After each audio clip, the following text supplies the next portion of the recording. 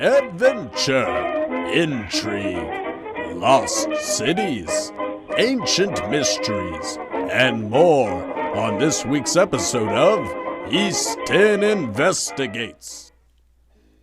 Ladies and gentlemen, welcome to the East10 Outpost.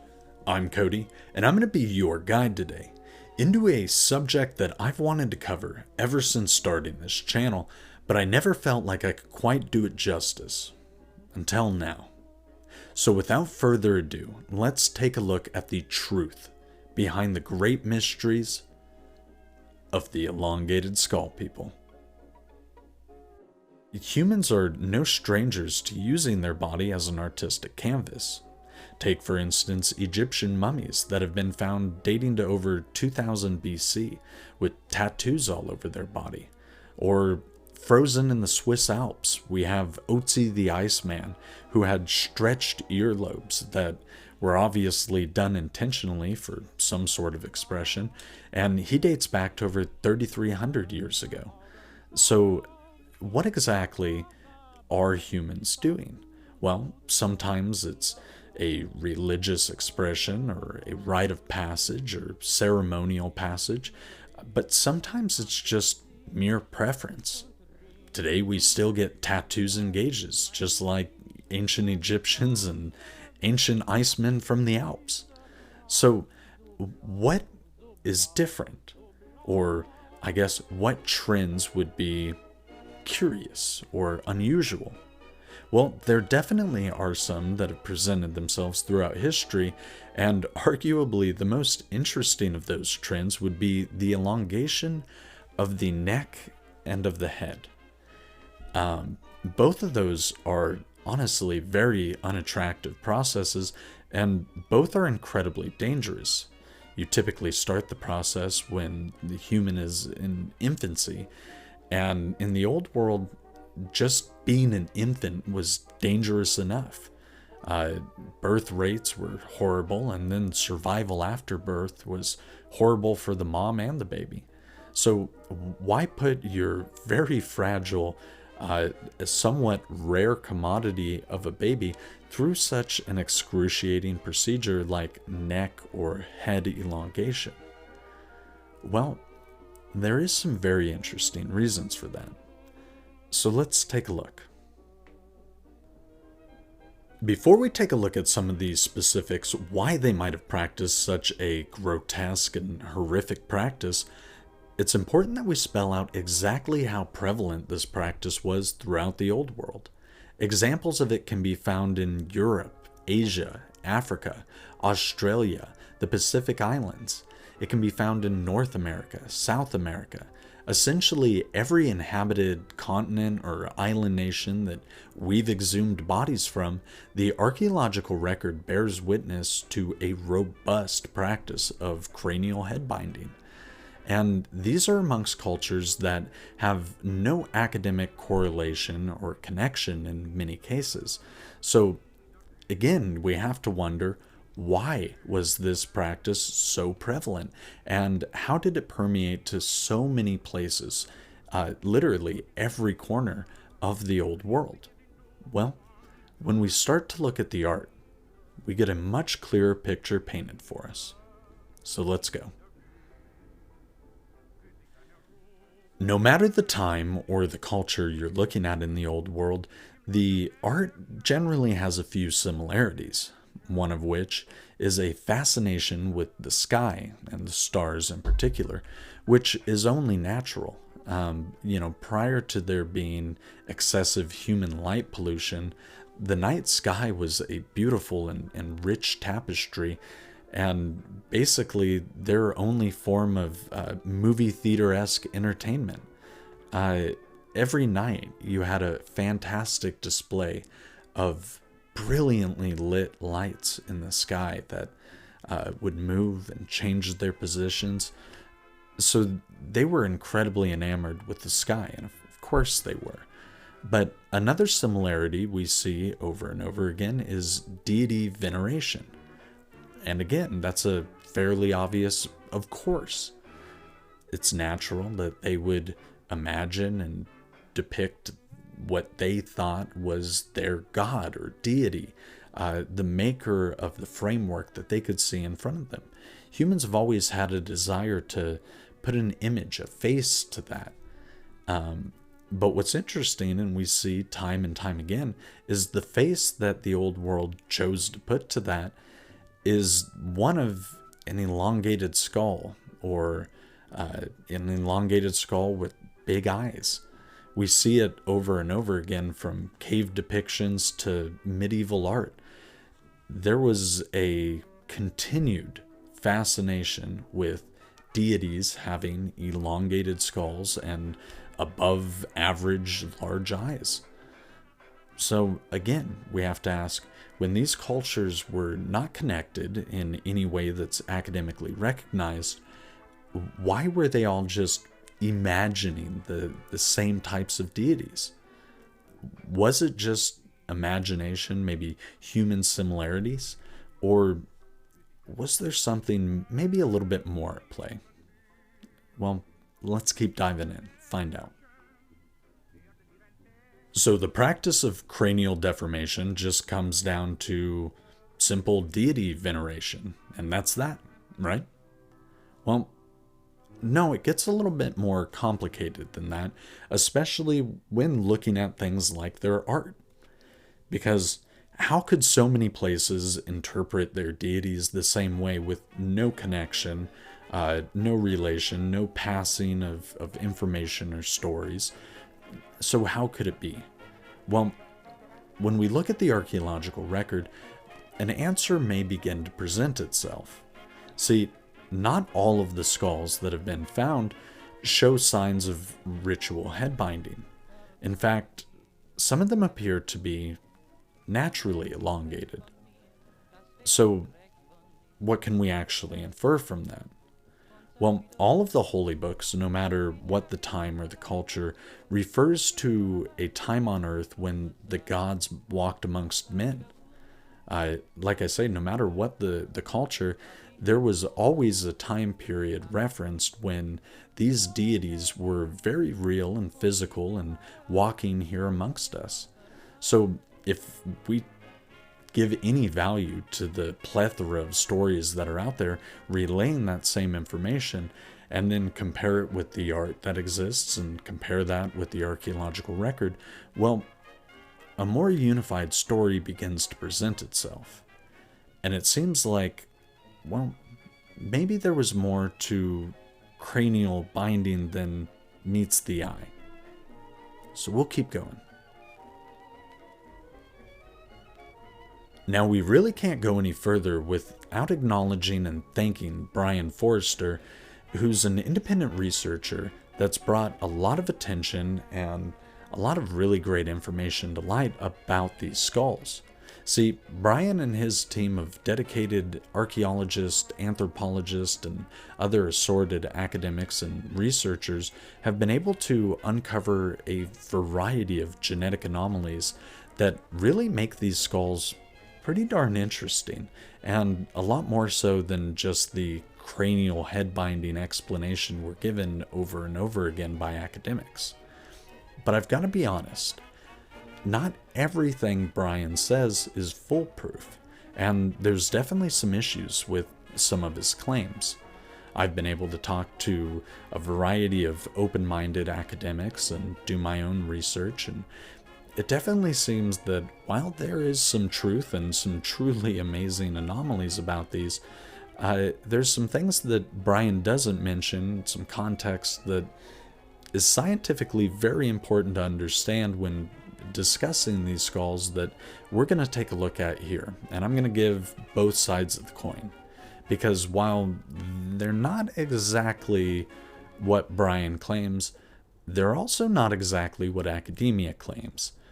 And either way, I think it's worth taking a better look at.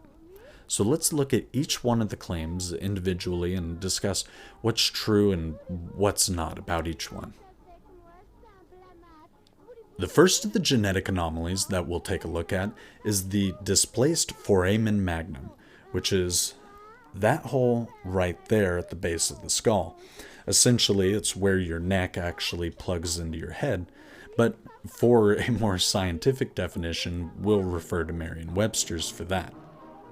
It is defined as, quote, the opening in the skull through which the spinal cord passes to become the medulla oblongata. Now, the reason that Brian points out the foramen magnum is because it can't actually be augmented by head binding, and the position of it greatly determines a human or an animal's posture. So, if you had a naturally elongated skull, and it was more voluminous than usual and more heavy, well, our standard human anatomy wouldn't make for a very good host to such a top-heavy skull. So, interestingly, on a lot of the natural samples, the foramen magnum is actually located further back to the end of the skull, which would make sense to distribute that weight more evenly. And again, that can't be augmented through head binding. But what's worth pointing out, and Brian doesn't always, is that the size and the shape of the foramen magnum can actually vary quite a bit in human beings. And we do see a little bit of differential between its location, or it being more round or oval. But why it's still pretty noteworthy is the fact that it can be found consistently in a number of the more anomalous skull samples, like this one here, that pretty clearly don't seem to be head-bound or triangular or coned or narrowed. It seems to be pretty uniform throughout the entirety of the skull. So it is worth pointing out that yes, they can vary in size and shape and placement, but nonetheless, it's found consistently in the samples that were looked at. So yes, maybe it's not completely anomalous in a one-off sense, but when it's being found repeatedly, well, that makes it a little more interesting to look at. But that's far from all.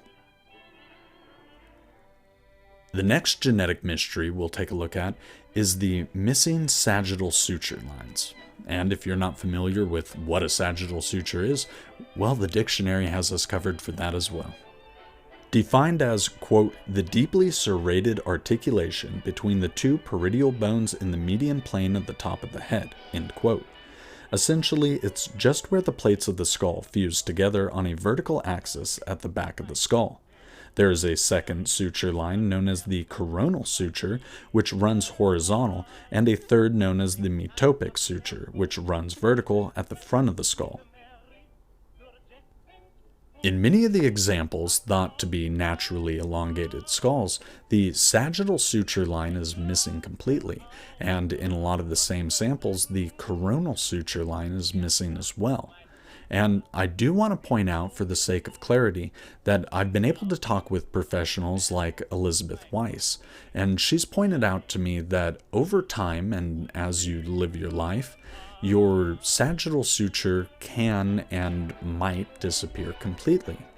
Everybody's skull fuses a little bit different, but generally over time, if you live long enough, the sagittal suture line will disappear entirely, and that can be the same for the other suture lines as well. But why it's interesting is because people of the old world weren't thought to be especially long-lived, but yet we're seeing signs that these people with elongated skulls, what's academically proposed as deformations that were caused physically, somehow those people with all the other adversities of the old world were managing to make it to 60 or 80 years of age. And that's unusual, because we don't actually see that very often in the archaeological record. Lives were much shorter back in the old world because just disease, cleanliness, and things that we take for granted were, completely unknown concepts back then. So while yes, it is possible for a sagittal suture line to disappear over time, when it's found missing from very young specimens, even fetuses in some case, it presents an entirely different argument. And it makes us think that perhaps they're genetically missing, and that would be as a result of formation in the womb. See, if you had a skull that was 1/3 the size of your whole total fetus body, it would have to develop differently. And as such, we see some other curiosities in the fetus examples that we do have, like missing ribs, which would, suggest it was balled up in a much different position. And then the missing sagittal and coronal suture lines suggest that the skull would have formed differently both in the womb and in the immediate time leading after birth. So while it is possible for a suture line to disappear, I think it's very unlikely we would see it so consistently amongst examples and in unborn examples as well. I can't rationalize that. So one of the more compelling arguments for the case of naturally elongated skulls is that they're up to 50% larger in volume than that of a regular Homo sapiens skull. The eye socket is up to 50% larger as well. And what I mean by that is the amount of matter that can actually be held within the cranium or the eye socket is up to twice as big as that of a normal Homo sapiens. But is that true? Well, on a YouTube channel called Stated Casually, I believe that's their name, I'm going to link to them down below, they did actually a pretty good job testing this claim out. And with the sample that they had, which was an exact replica of a real paracas skull, one that Brian Forrester himself frequently points to as a naturally elongated one, they tested it with dough, and they filled the eye socket to see which one bulged more, on a elongated skull or on the normal skull. And interestingly enough, it was actually more shallow on a elongated skull than on a regular human skull. And scientists have tested this claim as well by pouring beans in and a number of other ways that they can actually test how much can fit inside the cranium of a naturally elongated skull versus that of a normal human's. But I think one thing is critical to point out, and it's the fact that one was tested out of thousands of samples in paracas alone, let alone found all around the world. So while one sample may have shown that cranial head binding actually pulls the eye socket back, causing it to be more narrow, something that Brian points out, and it actually makes the depth of it more shallow, I think that's true and can definitely be the case, but is it always the case? Well, more testing would need to be done and should be done to definitively answer that one way or the other, because certainly just by looking at these, they do seem twice as big as a regular skull, but looks can be deceptive. So the jury's still out on this one as far as I'm concerned, but it's a compelling argument nonetheless. Another of the more compelling pieces of evidence in favor of naturally elongated skulls is the presence of what's called an Inca bone. Now, as the name would suggest, it is found prevalently throughout the Incan royal bloodline, but it's also found in the paracas elongated skulls, the ones thought to be natural and pointed out to be such by Brian Forrester and other researchers that have taken a look at these. But what's interesting about it and why it's worth pointing out is the paracas culture predates the Inca Empire. So it's very likely and possible that the royal paracas people, having naturally elongated skulls and carrying this trait, were part of the beginning of the Inca Empire and probably genetically contributed to it in some way, because we see the trait continue and persist throughout the royal bloodline. Another interesting trait that's found consistently throughout the naturally elongated skull samples is what's referred to as foramen, like the foramen magnum that we discussed down here. But these are smaller ones, and they're found naturally on regular human skulls in various places. But on the what's thought to be naturally elongated ones, they're found very curiously in spots different to where we would find them in a normal Homo sapiens skull. And the implication would be it's supplying blood flow and potentially tissues or muscle to different parts of the head that would need it due to the increased size. So those two are very distinctly genetic traits that can't be manipulated through any form of head binding, and something that even if we still see naturally occurring in skulls today, should be thought of perhaps as more of a genetic holdover than established as normal.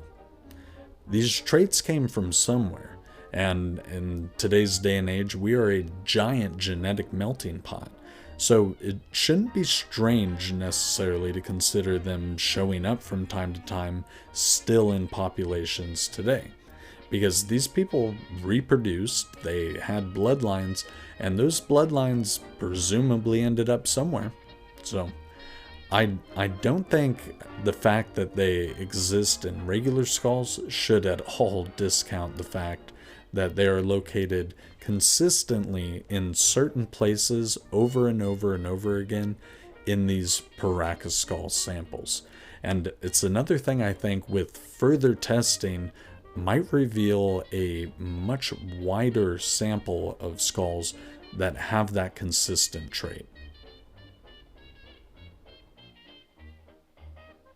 So these are just a couple of many anomalous differences about the naturally elongated skulls versus that of a regular Homo sapiens or that of a regular skull that's been through ritual head binding.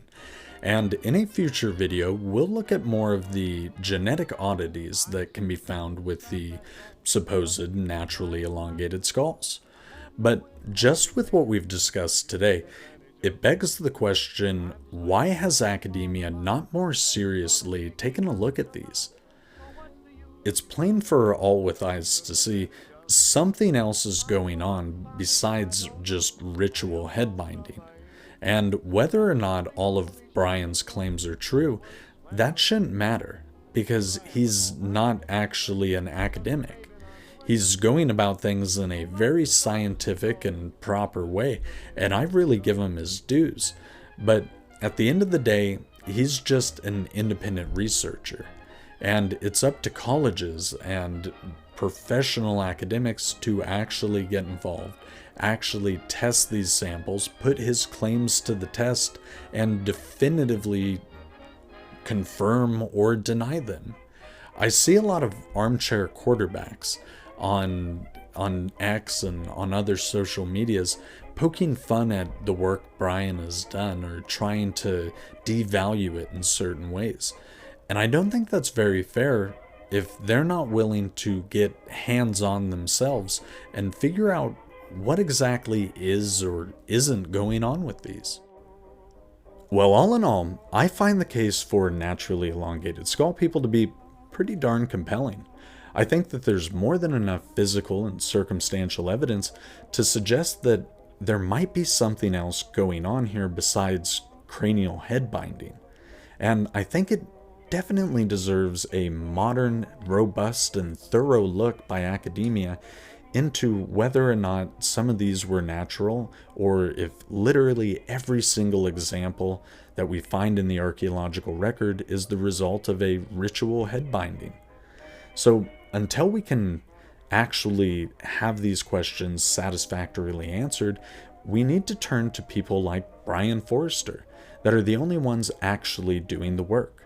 So I would encourage you to check him out and support him directly, because the work he's doing, whether or not you agree with his findings or how he's handled it, it's impressive that he's actually doing work and actually trying to get to the bottom of this very mysterious well.